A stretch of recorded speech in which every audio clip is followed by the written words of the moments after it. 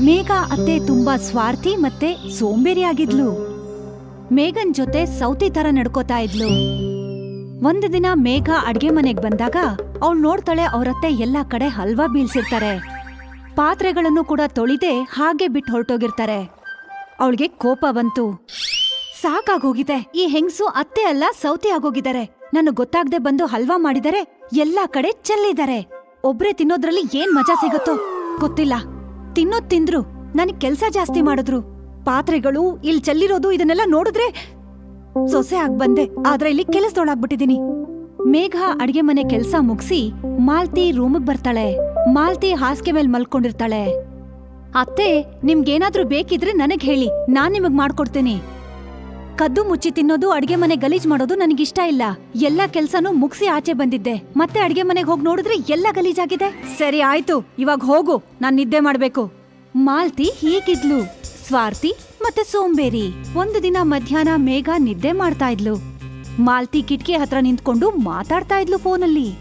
ಇದ್ದಕ್ಕಿದ್ದ ಹಾಗೆ ಅವಳ ಗಮನ ಕಿಟಕಿಯಿಂದ ಹೊರಗಡೆ ಹೋಯ್ತು. ಹೊರಗಡೆ ತುಂಬಾ ಜೋರಾಗೆ ಮಳೆ ಬರ್ತಾ ಇತ್ತು.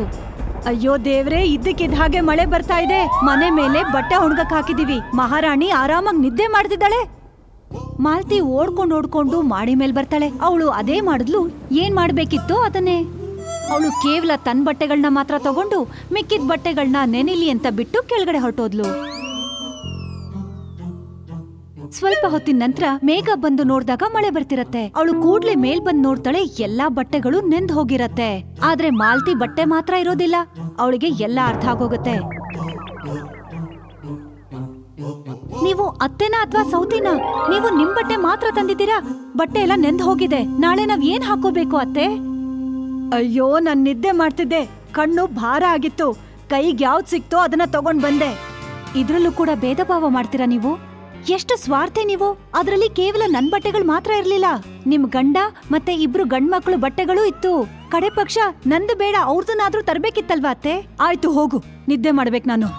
ಆದ್ರೆ ಈ ಸಲ ಮೇಘ ಅತ್ತೆನ ಸುಮ್ನೆ ಬಿಡ್ಬಾರ್ದು ಅಂತ ನಿರ್ಧಾರ ಮಾಡ್ಕೊಂಡಿದ್ಲು. ಒಂದು ಒಳ್ಳೆ ಪಾಠ ಕಲಿಸ್ತೀನಿ ಅಂತ. ಆಯ್ತು, ನೀವ್ ನನ್ನನ್ನ ಸೊಸೆ ಅಂತ ನೋಡ್ತಾ ಇಲ್ಲ, ಹಾಗಾಗಿ ನಾನು ನಿಮ್ಮನ್ನ ಅತ್ತೆ ಅಂತ ನೋಡಲ್ಲ. ನಾಳೆಯಿಂದ ನಿಮ್ ಬಟ್ಟೆನ ನೀವೇ ಒಕ್ಕೊಳ್ಳಿ. ಆಯ್ತು ಹೋಗು, ನಾನೇ ಒಕ್ಕೋತೀನಿ. ಮತ್ತಿನ್ನೇನು, ಮಾರನೇ ದಿನ ಅತ್ತೆ ಬಟ್ಟೆಗಳನ್ನ ಪಕ್ಕಕ್ಕಿಟ್ಟು ಮೇಘ ಉಳಿದು ಬಟ್ಟೆಗಳನ್ನೆಲ್ಲ ಒಗಿತಾಳೆ. ಮೇಘ ತೆಗ್ದಿಟ್ಟಂತ ಬಟ್ಟೆಗಳನ್ನ ಅತ್ತೆ ಒಕ್ಕೊಂಡ್ಲು. ಆದ್ರೆ ಇಬ್ರು ಮಾಡಿ ಮೇಲೋಗಿ ಒಟ್ಟಿಗೆ ಒಣಗಿಸ್ತಾ ಇದ್ರು. 1 ತಿಂಗಳ ತನಕ ಹೀಗೆ ನಡೀತಾ ಇತ್ತು. ಆದ್ರೂ ಕೂಡ ಅತ್ತೆಗೆ ಬುದ್ಧಿ ಬರ್ಲಿಲ್ಲ. ಅಯ್ಯೋ ದೇವ್ರೆ, ಪ್ರತಿದಿನ ಅವ್ರ ಬಟ್ಟೆನ ಅವರೇ ಒಕ್ಕೋತಾರೆ, ಆದ್ರೂ ಕೂಡ ಒಳ್ಳೆ ಬುದ್ಧಿ ಬರ್ತಿಲ್ವಲ್ಲ. ಇವ್ರು ಹಾಸಿಗೆನ ಬಿಸಿ ಮಾಡ್ತಿರ್ಲಿ, ನಾನು ನನ್ ರಕ್ತ ಬಿಸಿ ಮಾಡ್ಕೊಂಡು ಓಡಾಡ್ತೀನಿ. ಇಲ್ಲ, ಈಗ ಸಮಯ ಬಂದಿದೆ ಇವ್ರಿಗೊಂದು ಒಳ್ಳೆ ಪಾಠ ಕಲ್ಸೋದಿಕ್ಕೆ. ಮೇಘ ಗಾರ್ಡನ್ ಇಂದ ಗಿಡಗಳಿಗೆ ನೀರು ಹಾಕೋ ಅಂತ ವಾಟರಿಂಗ್ ಕ್ಯಾನ್ ಅನ್ನ ತಗೊಂಡು ಅದ್ರಲ್ಲಿ ನೀರ್ ತುಂಬಿಕೊಂಡು ಮಹಡಿ ಮೇಲ್ ಬರ್ತಾಳೆ.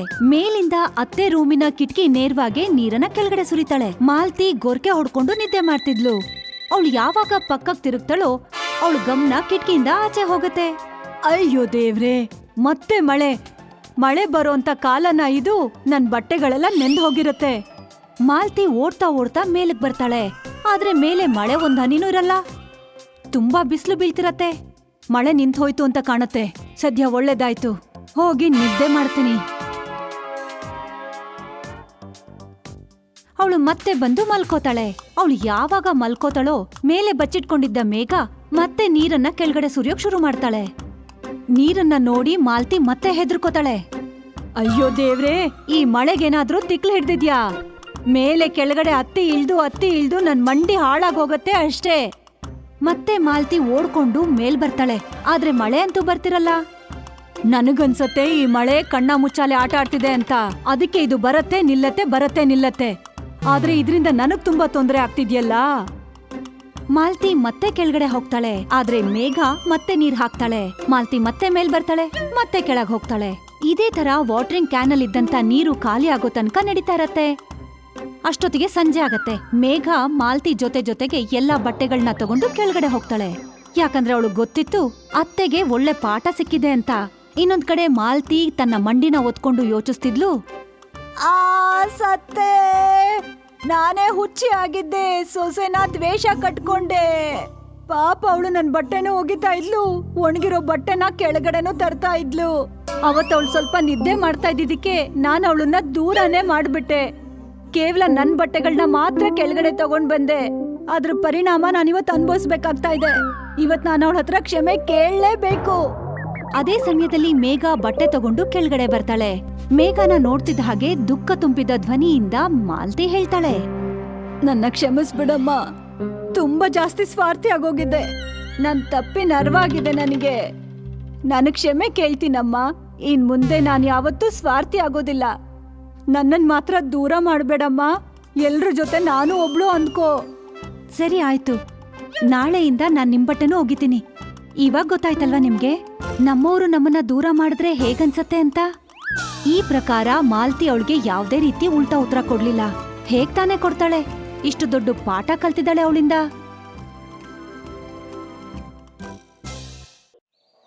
ಭರತ್ಪುರ್ ಎಂಬ ಹೆಸರಿನ ಊರಿತ್ತು. ಈ ಊರು ಒಂದಾನೊಂದು ಕಾಲದಲ್ಲಿ ತುಂಬಾನೇ ಸುಂದರವಾಗಿತ್ತು. ಒಂದು ದಿನ ಆ ಊರಿಗೆ ಬರಗಾಲ ಬಂತು. ಆಗ ಊರಿನ ಜನರಿಗೆ ತುಂಬಾನೇ ಕಷ್ಟ ಆಯಿತು. ನೀರು ಇಲ್ಲದ ಕಾರಣ ಪ್ರಾಣಿ ಪಕ್ಷಿಗಳು ಸಾಯ್ತಾ ಇದ್ವು. ಆ ಊರಲ್ಲಿ ತುಂಟ ಆಗಿರೋ ರೋಹನ್ ತನ್ನಲ್ಲಿರೋ ಕುರಿ ಆಡ್ಗಳನ್ನ ನೀರು ಕುಡ್ಸಕ್ಕೆ ನದಿ ಹತ್ರ ಕರ್ಕೊಂಡ್ ಬಂದ. ಅವನು ತನ್ನ ಆಟದಲ್ಲಿ ಮಗ್ನನಾಗಿದ್ದ. ನದಿಯ ಒಂದು ದಡದಿಂದ ರಮಾಬಾಯಿ ಬರ್ತಾ ಇದ್ಲು. ಅವಳು ತಲೆ ಮೇಲೆ ಒಂದ್ ನೀರಿನ ಮಡಿಕೆ ಇತ್ತು. ರೋಹನ್ ತನ್ನ ಗುಲಾಲಿಂದ ಆ ಮಡಿಕೆನ ಒಡೆದ್ಬಿಟ್ಟ. ಆಗ ರೋಹನ್ ಅಲ್ಲಿಂದ ಓಡ್ ಹೋಗ್ಬಿಡ್ತಾನೆ. ಆಗ ರಮಾಬಾಯಿಗೆ ಕೋಪ ಬಂದು ರೋಹನ್ ಮನೆಗೆ ಬರ್ತಾಳೆ. ಅಯ್ಯೋ, ನಿನ್ ಮಗನ್ಗೆ ಬುದ್ಧಿ ಹೇಳಕ್ಕಾಗಲ್ವಾ? ಇವನು ನಮ್ಮನ್ನ ನೆಮ್ಮದಿಯಾಗಿರಕ್ ಬಿಡ್ತಾ ಇಲ್ಲ. ನಮಗ್ ತುಂಬಾನೇ ತೊಂದರೆ ಕೊಡ್ತಾ ಇದ್ದಾನೆ. ಏನಾಯ್ತು? ಏನಾಯ್ತಾ? ಅವನು ಗುಲೇಲಿಂದ ನನ್ ಮಡಿಕೆನ ಹೊಡೆದ. ನಿಲ್ಲಿ, ಅವನ್ ಮನೆಗ್ ಬರ್ಲಿ. ಈಗ್ಲೇ ಅವ್ನ್ ತರಾಟೆಗ್ ತಗೋತೀನಿ. ರೋಹನ್ ಮನೆಗ್ ಬಂದ ತಕ್ಷಣ ಅವನಮ್ಮ ಅವನಿಗೆ ಬೈಯೋಕೆ ಶುರು ಮಾಡಿದ್ಲು. ರೋಹನ್, ನಾವು ಜೀವನ ಮಾಡ್ಬೇಕೋ ಬೇಡ್ವೋ? ನಾನ್ ನಿನ್ಗೆ ಎಷ್ಟೊಂದ್ ಸರಿ ಹೇಳಿದೀನಿ ಜನರಿಗೆಲ್ಲ ತೊಂದ್ರೆ ಮಾಡ್ಬಾರ್ದು ಅಂತ. ನಿನ್ಗೆ ಅರ್ಥನೇ ಆಗಲ್ವಾ? ಅಜ್ಜಿ ಅಮ್ಮ ಮತ್ತೆ ಮಗನ್ ಮಧ್ಯದಲ್ಲಿ ಬಂದು ರೋಹನ್ಗೆ ಅವನ ಅಮ್ಮನಿಂದ ಬೀಳೋ ಒದೆಗಳಿಂದ ತಪ್ಪಿಸ್ತಾಳೆ. ಅಯ್ಯೋ ಸುಮ್ನಿರೋ, ಅವನ್ ಪ್ರಾಣ ಏನ್ ತೆಗಿಬೇಕಂತಿದೀಯಾ? ಅವನ್ ತುಂಟತನ ಈ ವಯಸ್ಸಲ್ಲಿ ಮಾಡ್ದೆ ಇನ್ ಯಾವಾಗ್ ಮಾಡ್ಬೇಕು? ಅವನು ಈ ನಿಮ್ ಪ್ರೀತಿಯಿಂದಾನೇ ಎಲ್ಲ ಹಾಳಾಗ್ ಹೋಗಿದ್ದಾನೆ. ಹೌದೌದು, ಪ್ರೀತಿ ಕೊಟ್ರೆ ಏನ್ ಹಾಳಾಗ್ತಾರ? ನಿನ್ ಕೆಲ್ಸ ನೋಡ್ಕೋ. ಊರಲ್ಲಿ ನೀರಿನ ಸಮಸ್ಯೆ ಇದೆ. ಅದಕ್ಕೆ ಎಲ್ರಿಗೂ ತುಂಬಾನೇ ಕಷ್ಟ ಆಗ್ತಿದೆ. ನೀನ್ ಹೀಗ್ ಮಾಡಿದ್ರೆ ಜನರಿಗೆ ಇನ್ನೂ ಕಷ್ಟ ಆಗುತ್ತೆ. ಹೌದೋ ಅಲ್ವೋ? ಹೌದು ಅಜ್ಜಿ. ಆದ್ರೆ ಅಜ್ಜಿ, ಊರಲ್ಲಿ ನೀರಿನ ಸಮಸ್ಯೆ ಯಾಕಿದೆ? ಜನರಿಂದಾಗಿ. ಜನರು ನೀರಿನ ಉಪಯೋಗ ಸರಿಯಾಗಿ ಮಾಡ್ಲಿಲ್ಲ. ಊರಿನ ಕಸ ಎಲ್ಲ ತಗೊಂಡ್ ಹೋಗಿ ನದಿಗೆ ಹಾಕ್ತಾ ಇದ್ರು. ಮರ ಕಡ್ದಿದ್ದಕ್ಕೆ ಮಳೆ ಬರ್ಲಿಲ್ಲ. ಅದಕ್ಕೆ ಈ ಸ್ಥಿತಿ ಇರೋದು. ಒಂದ್ ಕಾಲ ಇತ್ತು, ಆಗ ನಮ್ಮೂರಲ್ಲಿ ಸುಂದರವಾಗಿರೋ ಬೆಳ್ಳಿ ನದಿ ಹರಿತಾ ಇತ್ತು. ಬೆಳ್ಳಿಯ ನದಿನಾ? ಹೌದು, ಬೆಳ್ಳಿ ನದಿ. ಹೌದು, ಬೆಳ್ಳಿ ನದಿ. ಭರತ್ಪುರಲ್ಲಿರೋ ನದಿ ತುಂಬಾನೇ ಕ್ಲೀನ್ ಆಗಿತ್ತು. ಹೇಗಂದ್ರೆ ಅದ್ ನೋಡೋದಕ್ಕೆ ಬೆಳ್ಳಿ ನದಿ ತರ ಕಾಣಿಸ್ತಿತ್ತು. ಅದರಲ್ಲಿ ಬೆಳ್ಳಿ ಕಲ್ಲುಗಳು ಕೂಡ ಇದ್ವು. ಅಯ್ಯೋ ನೋಡಿಲ್ಲಿ, ನನ್ಗೆ ಬೆಳ್ಳಿಯ ಕಲ್ಲುಗಳು ಸಿಕ್ಕಿದೆ. ಅರೆ ವಾ, ನಿಮ್ಗಂತೂ ದೊಡ್ಡ ಕಲ್ಲುಗಳೇ ಸಿಕ್ಕಿದೆ.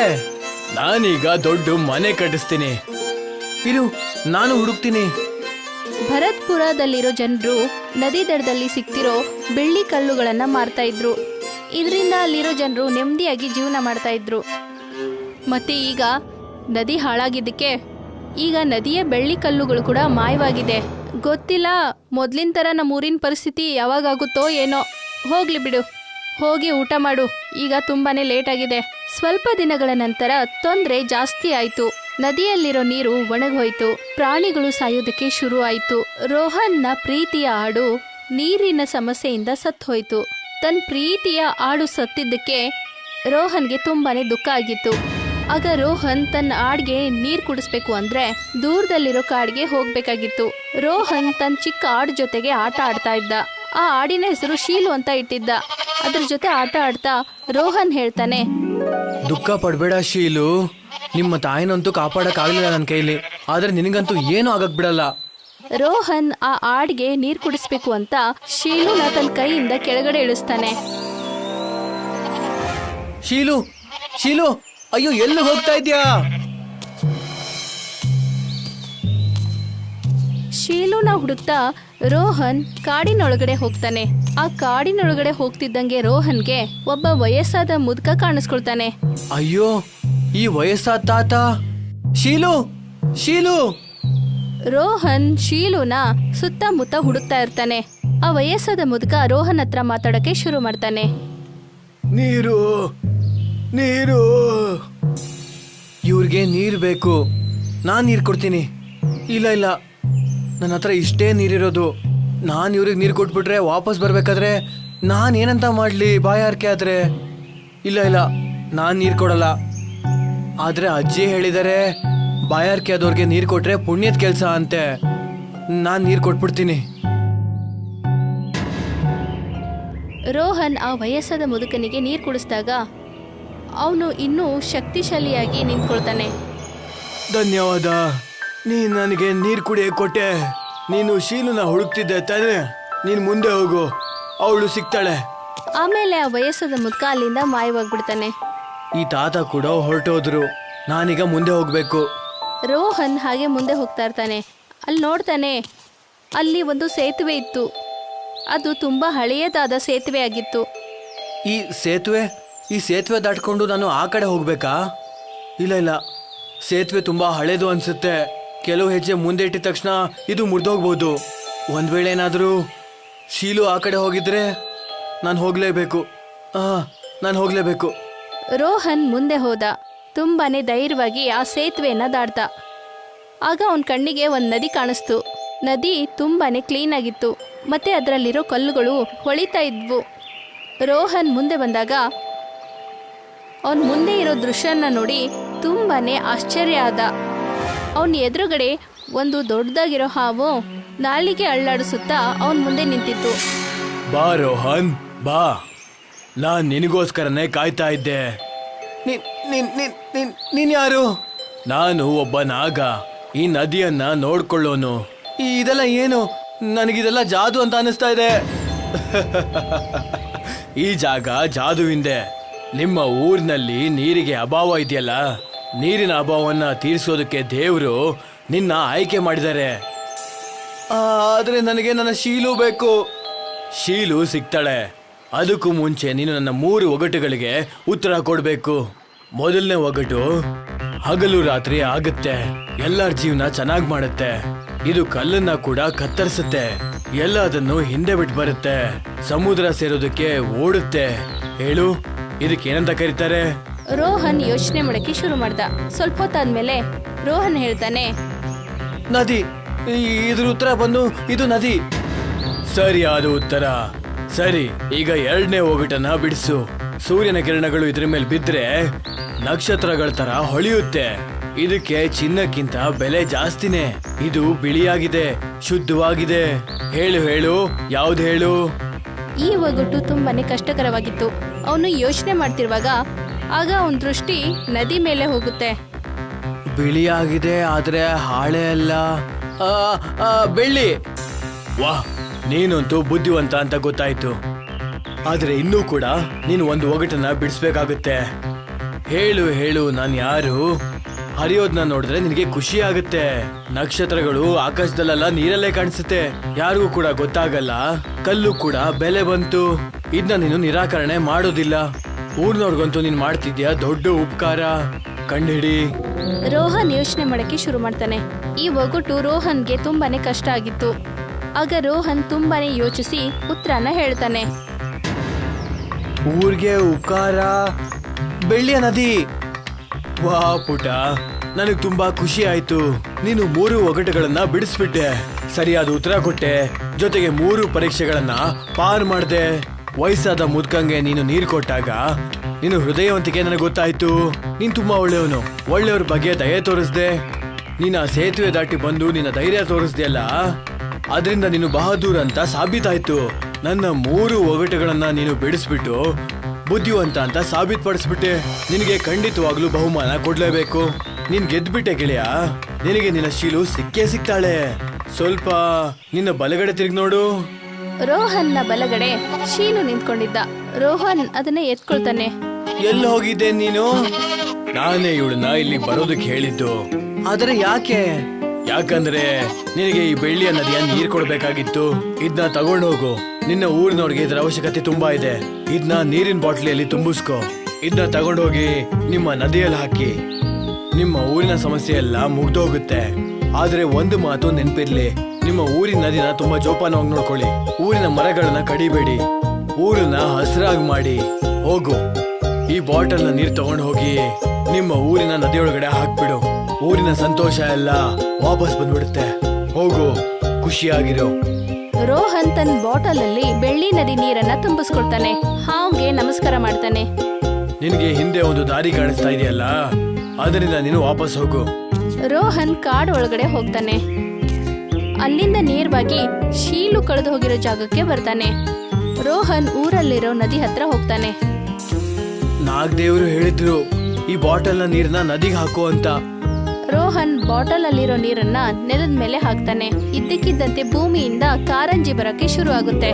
ಆಗ ನದಿ ತುಂಬಾನೇ ಕ್ಲೀನ್ ಆಗಿ ಜೋರಾಗಿ ಹರಿಯೋಕೆ ಶುರು ಆಗುತ್ತೆ. ಆಗ ರೋಹನ್ಗೆ ತುಂಬಾನೇ ಖುಷಿ ಆಗುತ್ತೆ. ವಾ, ಇಷ್ಟು ಒಂದೆಲ್ಲ ನೀರು, ಇದೆಲ್ಲ ಎಂತ ಜಾದು, ನನ್ ನಂಬಕ್ಕೆ ಆಗ್ತಾ ಇಲ್ಲ. ನಾನು ಈ ವಿಷಯನ ಊರ್ನವ್ರಿಗೆಲ್ಲ ಹೋಗಿ ಹೇಳ್ಬೇಕು. ರೋಹನ್ ಊರಿನ ಜನರಿಗೆ ಈ ಜಾದುವಿನ ಬಗ್ಗೆ ಹೇಳ್ತಾನೆ. ಊರಿನ ಜನರೆಲ್ಲ ನದಿ ಹತ್ರ ಬಂದು ಸೇರ್ತಾರೆ. ಬೆಳ್ಳಿಯ ನೀರು ಹರಿತಾ ಇರೋದನ್ನ ನೋಡಿ ಎಲ್ರಿಗೂ ಖುಷಿ ಆಗುತ್ತೆ. ಏನೋ ರೋಹನ್, ನೀನಂತೂ ಅದ್ಭುತಾನೇ ಮಾಡ್ದೆ. ಅಕ್ಕ, ಅದ್ಭುತ ಅಲ್ಲ, ರೋಹನ್ ಊರ್ನವ್ರಿಗೆಲ್ಲ ಕಮಾಲೆ ಮಾಡ್ಬಿಟ್ಟ. ರಾಮದಾಸ್, ನೀವು ಸರಿಯಾಗಿ ಹೇಳ್ತಾ ಇದ್ದೀರಾ. ಊರಲ್ಲಿ ಇದ್ದಿದ್ದ ಸಂತೋಷ ಎಲ್ಲ ಹೋಗ್ಬಿಟ್ಟಿತ್ತು. ಈಗ ಅದೆಲ್ಲ ಖಂಡಿತವಾಗ್ಲೂ ವಾಪಸ್ ಬಂದೇ ಬರುತ್ತೆ. ಹೇಮಾ, ನಾನ್ ರೋಹನ್ ಸಲುವಾಗಿ ಏನೇನ್ ಹೇಳಿಲ್ಲ. ಮತ್ತೆ ರೋಹನ್ ಈ ವಿಷಯವಾಗಿ ನಮ್ಮೂರ್ಗೆ ಎಷ್ಟೊಂದು ಒಳ್ಳೇದ್ ಮಾಡ್ದ. ನಾವೆಲ್ಲ ನಿನಗೆ ಎಷ್ಟೊಂದು ಕೆಟ್ಟದ್ ಮಾತಾಡ್ತೀವಿ. ಅದಕ್ಕೆ ನನ್ನನ್ನ ಕ್ಷಮಿಸ್ಬಿಡು. ಅಯ್ಯೋ ರಮ, ಯಾಕೆ ಹೀಗೆಲ್ಲ ಹೇಳ್ತೀರಾ? ಅವನ್ ಮಾಡಿರೋ ತಪ್ಪುಗಳಿಗೆ ಅವನಿಗೆ ಶಿಕ್ಷೆ ಸಿಗ್ಲೇಬೇಕಾಗಿತ್ತು. ಮತ್ತೆ ಆ ನಾಗದೇವರು ನಮ್ಗೇನ್ ಹೇಳಿದಾರೋ ನಾವು ಅದನ್ನ ಪಾಲಿಸ್ಲೇಬೇಕು. ನಾವು ಇವತ್ತಿಂದ ಈ ನದಿನ ತುಂಬಾ ಚೆನ್ನಾಗಿ ನೋಡ್ಕೊಳ್ಳೋಣ. ಇದಕ್ಕೆ ಯಾವತ್ತೂ ಮಾಲಿನ್ಯ ಮಾಡಬಾರ್ದು. ಮತ್ತೆ ಊರ್ ಪೂರ್ತಿ ಸಸಿಗಳನ್ನ ನೆಡೋಣ. ಮತ್ತೆ ಈಗ ದೊಡ್ಡದಾಗಿರೋ ಮರಗಳನ್ನ ತುಂಬಾ ಚೆನ್ನಾಗಿ ನೋಡ್ಕೊಳ್ಳೋಣ. ರೋಹನು ತುಂಬಾ ತರಲೆ ಮಾಡಿದಾನೆ, ತುಂಬಾ ನೋವು ಕೂಡ ಮಾಡಿದಾನೆ. ಆದ್ರೆ ಅವನ್ ಕಾರಣದಿಂದಾಗಿ ಇವತ್ತು ನಮ್ಮ ತಪ್ಪು ನಮ್ಗೆಲ್ಲ ಅರಿವಾಗಿದೆ. ರೋಹನ್ ನಿಜವಾಗ್ಲೂ ಚಿನ್ನನೇ. ಹೌದು, ನನ್ ಮೊಮ್ಮಗ ಯಾವಾಗ್ಲೂ ಬಂಗಾರನೇ. ನನ್ ಮೊಮ್ಮಗನೇ ಬೆಳ್ಳಿ ನದಿನ ಮತ್ತೆ ಈ ಊರಿಗೆ ವಾಪಸ್ ತಂದಿದ್ದಾನೆ. ಊರಿನ ಎಲ್ಲಾ ಜನರಿಗೆ ಖುಷಿ ಆಯ್ತು. ರೋಹನ್ ಅಜ್ಜಿ ರೋಹನ್ನನ್ನ ಪ್ರೀತಿ ಮಾಡ್ತಾ ಇದ್ಲು. ಕೊನೆಗೂ ರೋಹನ್ ಊರಿನ ಜನರಿಗೆ ಖುಷಿಯನ್ನ ತಂದ.